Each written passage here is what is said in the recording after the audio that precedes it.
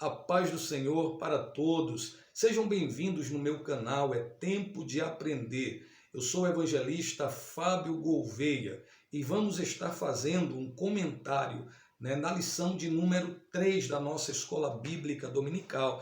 Vamos estar falando sobre dois personagens interessantíssimos aí do Antigo Testamento, o profeta Elias e o rei Acabe. Mas antes de fazermos qualquer comentário sobre esses personagens, eu preciso pedir para você, que deixe o seu comentário, que compartilhe esse vídeo, se inscreva no nosso canal e ative o sininho de notificação para que todas as vezes que nós postarmos aqui vídeos novos, você possa estar recebendo, aí as notificações. Então eu peço a você, em nome de Jesus, isso aí será muito importante para o crescimento desse canal. Então ative o sininho da notificação, deixe o seu like, compartilhe esse canal, deixe o seu comentário, porque eu tenho certeza que este canal ele será um canal que virá para abençoar a sua vida e a vida de toda a sua família. Pois bem, vamos nesta oportunidade estar comentando, a lição de número 3 da nossa escola bíblica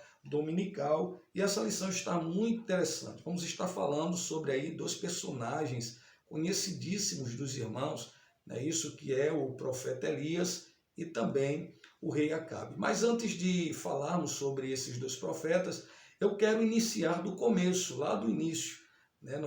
Nós começamos esta lição, então só para termos um entendimento daquilo que nós vamos estar falando nessa lição. Nós sabemos que o rei, ou os reis, Saul, Davi e Salomão foram reis de uma nação unida. Com a morte de Salomão, seu filho Roboão assume o trono.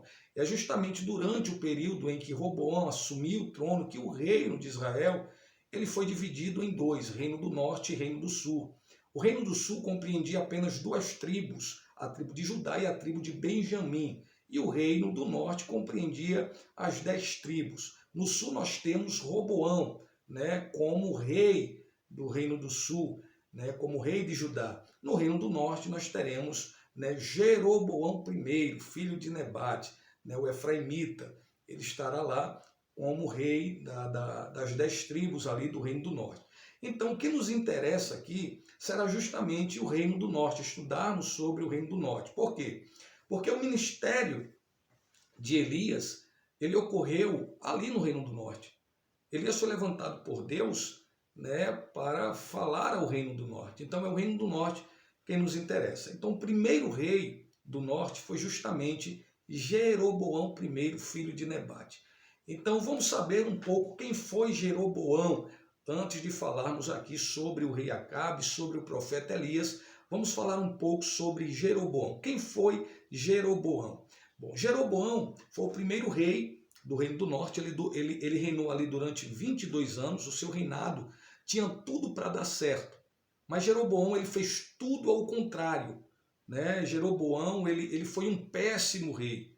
Então Jeroboão ele criou centros de adoração ilícitos no norte e violou um dos princípios teológicos mais importantes, que era justamente a exclusividade do templo em Jerusalém, como sendo o único local aceitável de adoração a Deus. Ele viola isso. Então, numa tentativa de fortalecer a lealdade do povo, Jeroboão ele vai construir altares, ele vai construir bezerros de ouro, ele vai construir templos em Dan, em Betel, e vai instituir um sistema de culto para substituir a adoração do templo em Jerusalém. Então é por meio de Jeroboão que as sementes da idolatria serão plantadas no Reino do Norte. E essas sementes elas vão germinar, ela vai crescer, as suas raízes vão se aprofundar. E todos aqueles que vieram depois de Jeroboão, eles não conseguem mais sair dessa teia de idolatria que foi plantada justamente ali por Jeroboão I no Reino do Norte. Então, com a morte de Jeroboão, seu filho Nadab assume o trono, ele assume a coroa. O que é interessante é que Nadab, filho de Jeroboão, ele reina apenas por 2 anos. Isso, seu reinado também tinha tudo para dar certo. Ele poderia corrigir os erros do seu pai, mas ele não fez. A Bíblia diz que ele andou nos caminhos de Jeroboão primeiro, ou seja, ele imitou todos os pecados, né, de seu pai. E ele reinou apenas por 2 anos. Por quê? Porque Baasa, que não fazia parte da casa de Jeroboão, Baasa se levanta, conspira contra Nadab, filho de Jeroboão, e Baasa extermina, ele mata Nadab e ele também extermina a casa de Jeroboão, ele extermina, ele mata todos os descendentes de Jeroboão, ele não deixa um descendente de Jeroboão com vida.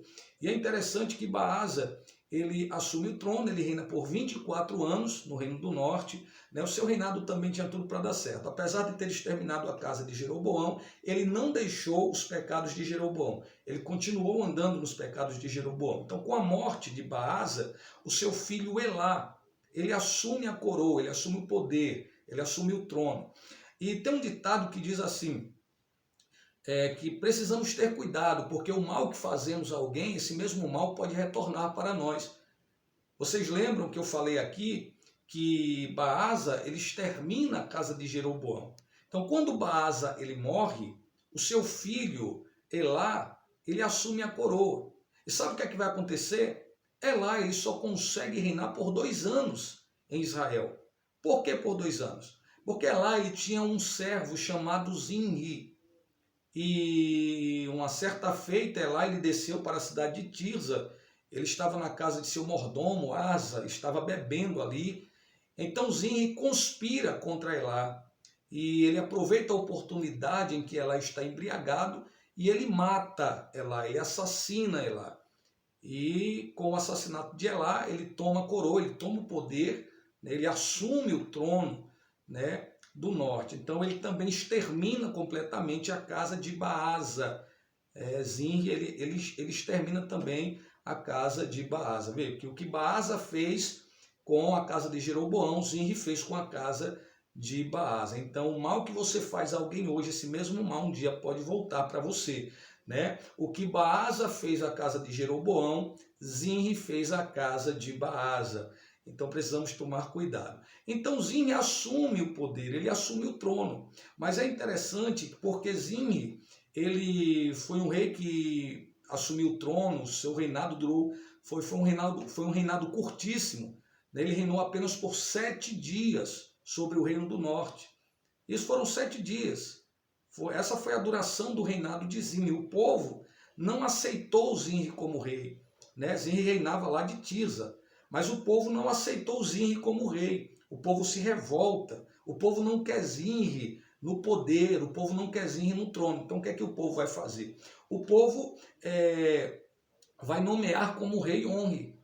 Onri, que era o capitão do exército real, né, será nomeado rei pelo próprio povo. O povo vai escolher Onri para assumir o trono. Então Onri, ele vai até Tirza. Era de lá que Zinri reinava, era de Tirza que Zinri reinava. Então Onri, ele vai até Tirza, ele leva o seu exército, e chegando em Tirza, Zinri percebe, né, porque Zinri ele percebeu, serei morto. E o que é que ele vai fazer? Zinri vai destruir o palácio. Ele vai pôr fogo no palácio.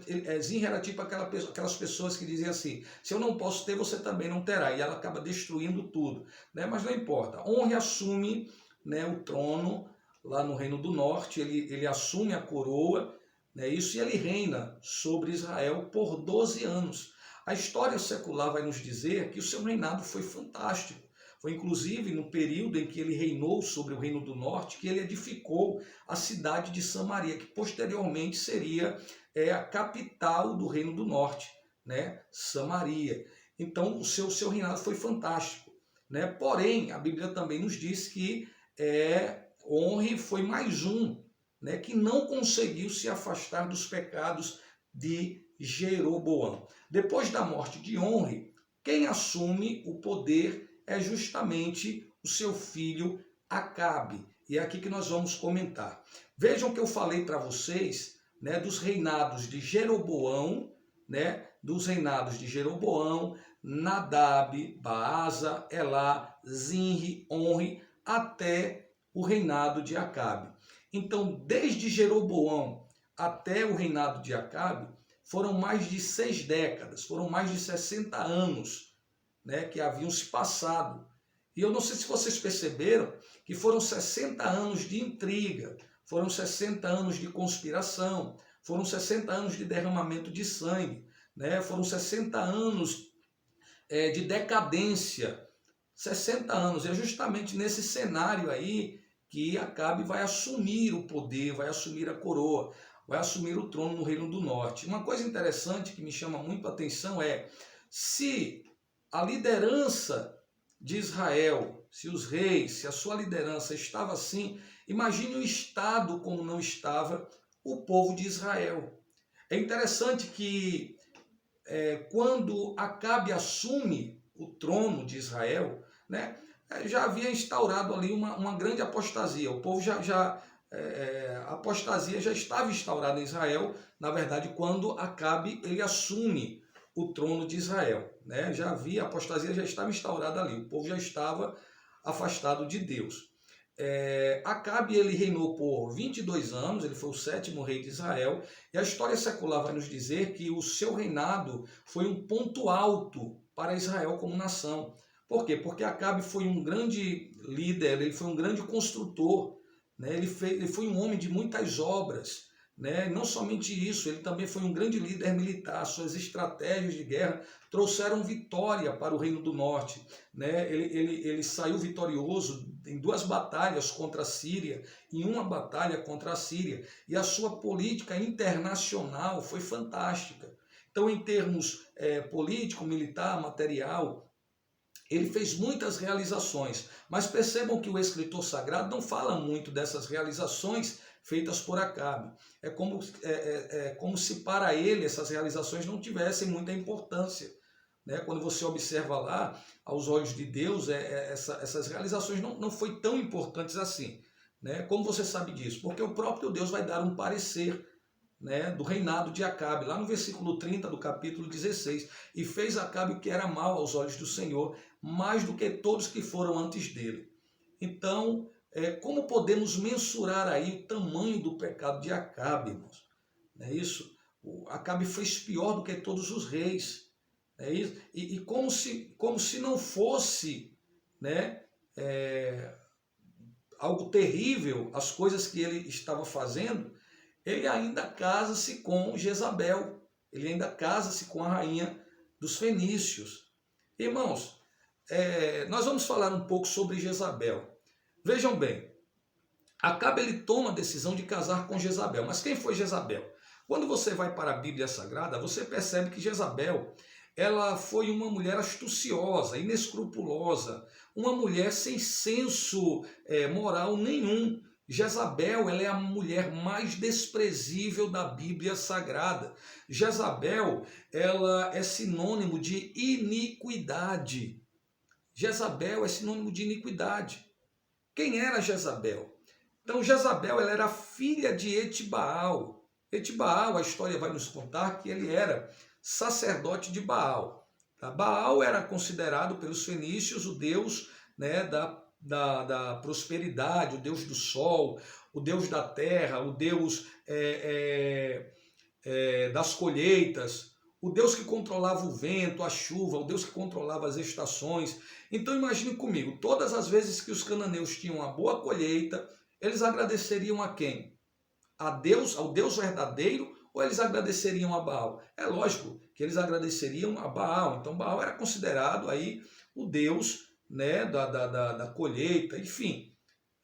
Eles consideravam Baal como sendo o Deus supremo. E Etibaal, o pai de Jezabel, era sacerdote desse Deus.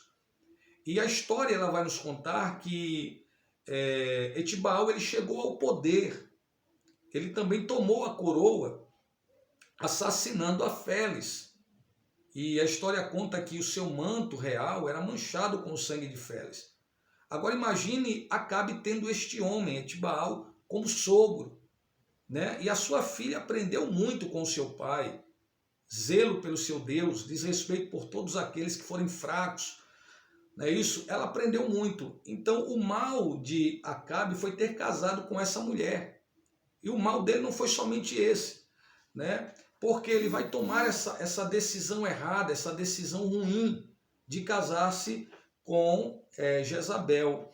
E a gente sabe que toda decisão errada, irmãos, ela traz sérias e graves consequências. E a decisão de ter casado com Jezabel não prejudicou apenas Acabe, como também acabou prejudicando todo o reino do norte. Né? Foi prejudicado por conta de uma decisão errada que Acabe havia tomado. Percebam, lá no livro de Deuteronômio, no capítulo de número 7, do versículo 1 ao 5, Deus orientou ao povo a não casar-se, né, com estrangeiros, com pagãos. Né? Deus estava preocupado. Por quê? E qual é a preocupação de Deus? Com certeza, esses pagãos, eles mudariam o conceito do povo em relação a Deus, ao Deus verdadeiro. Então essa era a preocupação de Deus. Deus já tinha advertido ao povo que o povo não casasse com os pagãos, né? Seria ali um jugo desigual, como Paulo fala. Então Deus havia orientado o povo a não fazer isso. Mas o povo fez, né? Nós temos aqui um grande exemplo de Acabe, que casou-se com a rainha Jezabel. Então ele quebra esse princípio aí, estabelecido por Deus, ele quebra. Né? Isso, ele não quer ouvir o que Deus tem a dizer, ele não ouve as orientações de Deus. Ele casa-se, né? Ele acha que o que ele está fazendo, a decisão que ele está tomando, é a melhor decisão. Né? E ele não quer ouvir a Deus e toma a decisão, né, de casar-se com Jezabel, a rainha dos fenícios. E isso trouxe prejuízos gravíssimos, não somente para Acabe, mas para todo o reino de Israel. Por quê? Porque quando ele casa com Jezabel, ela empreende, né, uma cruzada evangelística no reino do norte. Ela traz consigo 850 profetas, 450 profetas de Baal e 400 profetas de Astarote. Ela começa uma evangelização no reino do norte. Ela quer erradicar o culto ao Deus verdadeiro e quer implantar no coração do povo do reino do norte, né, o culto a Baal, que Baal é o Deus verdadeiro. E ela teve um certo êxito, porque o povo já tinha dúvidas em relação a Deus, se Deus de fato era o Deus verdadeiro ou se Baal era Deus. O povo já cocheava entre dois pensamentos. Veja que o que era ruim agora ficou pior. Né? O povo caiu numa grande apostasia. E isso graças à decisão errada, né, que Acabe tomou de ter casado com essa mulher. Então eu quero abrir um parêntese para fazer uma aplicação aqui. Né? Hoje, irmãos, eu percebo que tem muita gente chorando. Tem muita gente chorando arrependida por conta de decisões erradas que tomaram lá atrás. Não ouviram a Deus, rejeitaram os aconselhamentos de Deus, né? E hoje estão sofrendo, hoje estão arrependidas, porque rejeitaram os aconselhamentos de Deus, rejeitaram a palavra de Deus. Então, e hoje estão chorando, estão sofrendo. Né? E não é somente elas, mas todas as pessoas que estão ao lado dela, que amam ela, sofrem juntamente com ela. Então não é somente ela quem sofre, as pessoas que estão ao seu redor, as pessoas, os seus familiares, né, os seus parentes, os seus amigos, as pessoas que a amam, essas pessoas também, de uma certa forma, acabam sofrendo, porque a vêm sofrendo. Então são pessoas que hoje estão chorando amargamente, né, estão arrependidas, porque se fossem dadas a ela hoje, fossem dada a ela uma oportunidade de voltar atrás e de ouvir os aconselhamentos, eu tenho certeza que elas não repetiriam o que elas fizeram. É isso. Hoje tem mulheres aí no meio cristão que estão arrependidas do casamento que tem, homens que têm chamadas estão arrependidos, né, hoje de terem casado, de terem escolhido a mulher errada. É isso, porque não são mulheres que não gostam, né, da espiritualidade, não gostam da igreja, não gostam da evangelização, não gostam da Bíblia, não gostam das coisas espirituais, e ele tem uma chamada, porém ele não consegue desenvolver o seu chamado justamente por conta de quem ele escolheu para estar do seu lado. Então escolhas erradas acabam comprometendo o nosso futuro, irmãos. Então antes de tomarmos qualquer tipo de decisão, né, temos que ouvir, né, o que Deus ele nos diz, o que Deus ele tem a nos dizer, porque o meu futuro depende muito da decisão que eu tomo hoje. Se a minha decisão hoje for uma decisão errada, o meu futuro será é tenebroso. Mas se a decisão que eu tomo hoje é uma decisão correta, então o meu futuro será de bênção. Então foi justamente isso que aconteceu com Acabe, por conta de uma decisão errada, por conta de uma decisão irresponsável. Não somente ele acabou sofrendo, mas ele comprometeu quase que todo o reino do norte. Então vejam bem, diante de todo esse quadro de apostasia, de afastamento de Deus, quem é que Deus vai levantar? Deus vai levantar justamente o profeta Elias. Elias que será o porta-voz de Deus. Irmãos, Elias, ele foi um dos homens mais respeitados e reverenciados da história do povo judeu, superado apenas por Abraão e por Moisés. Há quem diga que no Novo Testamento o nome Elias será mencionado quase que 30 vezes. O nome Elias, ele foi muito mencionado no Novo Testamento. Jesus, quando estava lá no Monte da Transfiguração, que muitos acreditam ter sido o Monte Tabor, né, duas figuras vão aparecer ao lado de Jesus ali, Moisés e Elias. Moisés, que foi o legislador de Israel, foi por meio de Moisés que Deus entregou as leis para Israel. E Elias, quem foi Elias? Elias foi justamente o homem a quem Deus usou para trazer um povo que estava afastado de Deus, um povo apóstata, de volta à obediência a essas leis.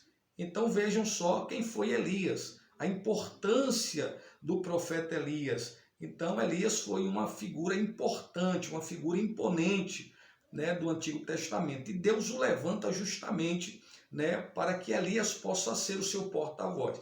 É interessante porque Elias, quando aparece no cenário, ele já aparece profetizando uma seca. Elias aparece profetizando uma seca. Não vai chover e não chove durante 3 anos e meio. Né? Deus ele cerra os céus e não desce uma gota de orvalho sobre a terra. Né? E a Bíblia diz-nos que, se você observar bem a palavra, você vai perceber que o povo de Israel, ele vivia da agricultura, ele vivia da agropecuária. Portanto, eles dependiam muito, né, da irrigação da terra, eles dependiam da chuva. Né? E quando não tem chuva, irmãos, isso prejudica o agronegócio. Né? O agronegócio ele é prejudicado. Então, empresas começam a falir, né? Fábricas começam a fechar, do agronegócio começam a fechar, porque não tem chuva. E vem o desemprego, vem a miséria, vem a fome, é tudo isso que acontece. Isso aconteceu, né? Uma grande seca, né? Veio a fome, veio a miséria, mas é interessante porque mesmo diante dessa crise, é interessante isso, Deus, ele, mesmo diante da crise, Deus, ele cuidou de Elias, mesmo diante da crise, né? Quando a crise chegou, quando as fontes secaram, Deus ele tinha um querite para Elias. As fontes secaram, não se preocupe, se as fontes secarem, Deus tem um querite para a tua vida.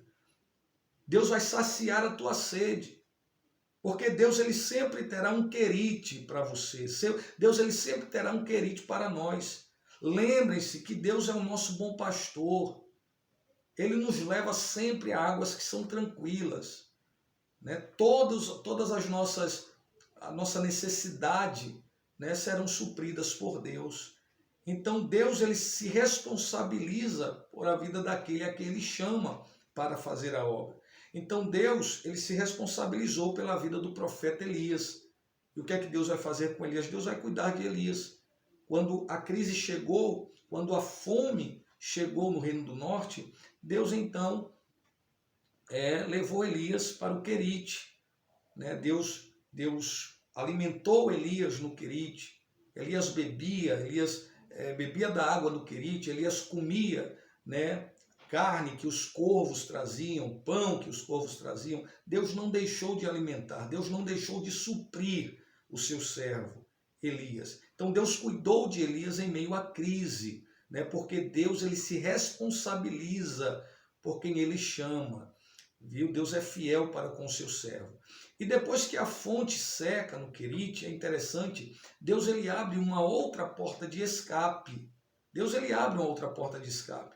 E para onde Deus manda Elias? Deus manda Elias justamente para as regiões de Sidom. Lá ele será alimentado por uma pobre viúva, né, irmãos? E esse texto é um texto interessantíssimo, né? Interessantíssimo. E não é somente isso. Deus não vai apenas suprir a necessidade de Elias, Deus também vai cuidar do seu servo.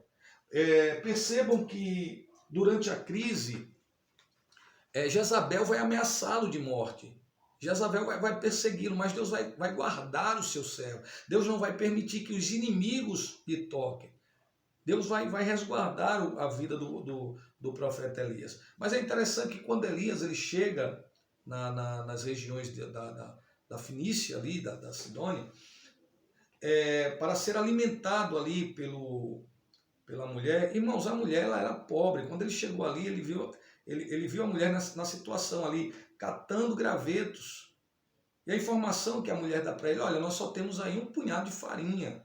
É o máximo que eu tenho. Eu vou preparar um bolo, eu e meu filho vamos comer e vamos esperar a morte, porque não tem mais nada na despensa.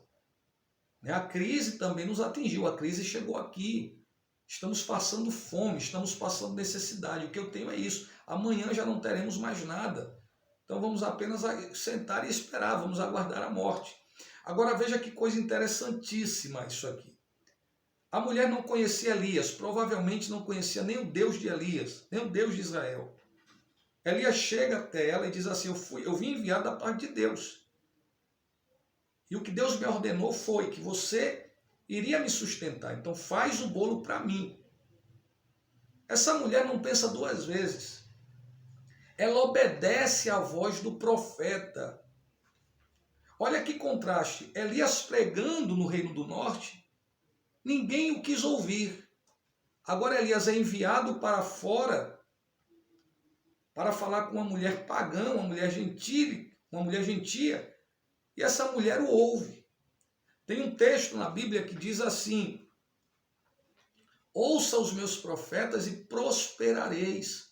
A prosperidade chegou na casa daquela mulher justamente porque ela deu ouvidos à voz do profeta, ela acreditou no que o profeta falou. O verdadeiro profeta de Deus, no verdadeiro homem de Deus. Olha, você vai prosperar se você ouvir o que Deus está falando por meio da minha vida. Então aquela mulher ela prosperou. Veja, enquanto Israel não quis ouvir o profeta Elias, veja só, Elias foi enviado para uma mulher, né, de origem pagã, e essa mulher o ouve. E Deus, né, vai operar ali na vida dessa mulher. Isso aqui é muito interessante também. Isso prova, né, que Deus não faz de fato acepção de pessoas, né, que a salvação não é limitada apenas a um povo, a uma raça, né? A salvação ela é para todos aqueles que desejam a salvação.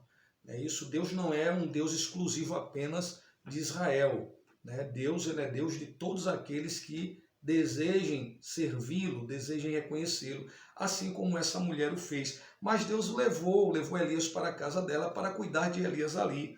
Não somente cuidar de Elias, mas também para operar um milagre na vida dessa mulher. Agora vejam bem aqui no terceiro tópico, não é isso? Vamos chegar ao terceiro tópico, o coração endurecido. Nós vamos ver o encontro de Elias com Acabe. A idolatria e a insistente desobediência do rei de Israel provocaram da parte de Deus uma grande seca que durou muito tempo. Nós já vimos isso aqui, né? Essa grande seca. Mas Deus ele cuidou, né, do seu profeta, Deus ele cuidou de Elias.